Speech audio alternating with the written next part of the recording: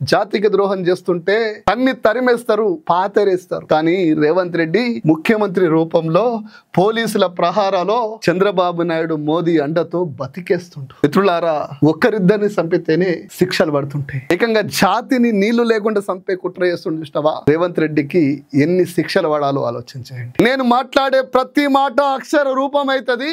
నా తెలంగాణ వాదంలో ధర్మం ఉన్నది కాబట్టి రేవంత్ రెడ్డికి సపోర్ట్ చేస్తున్న ప్రతి ఒక్కరిని చరిత్ర సాక్షిగా శిక్షిస్తుంది. మిత్రులారా, ఇలా చాలా మంది నవ్వుకుంటూ ఉండొచ్చు, ఏమున్నది అని చెప్పి. రేపు తెలుస్తుంది. మిత్రులారా, ఏడాదిన్నరలోనే ఆగమాగం కట్టిర్రు అంటుండు రేవంత్ రెడ్డి. ఆగమాగం కట్టిర్రు, ఏడాదిన్నరలోనే ఎట్లా కడతారు అని చెప్పేసి ఇదొక సాగు చెప్తుండు రేవంత్ రెడ్డి అనే ఒక నీచుడు. నేను మళ్ళా చెప్తున్నా, ఈ తెలంగాణ సమాజానికి తెలవాలి, ఏడాదిన్నరలో కట్టాల్సిన అవసరం ఎందుకు వచ్చిందో తెలుసా? ఒక్కసారి ఆలోచన చేయండి.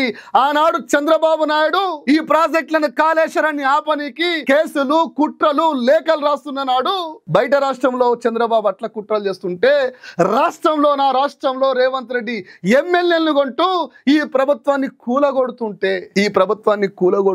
కొట్లాడి తెచ్చుకున్న తెలంగాణ, ప్రాణాలు పనంగా పెట్టి తెచ్చిన తెలంగాణను ఈ రాక్షసులు ఆగం చేయగిట్లా అని ఆగమాగమే గట్టిరు. దానికి ఈ నీచుడే కారణం కాదా అని నేను తెలంగాణ సమాజాన్ని అడుగుతున్నా.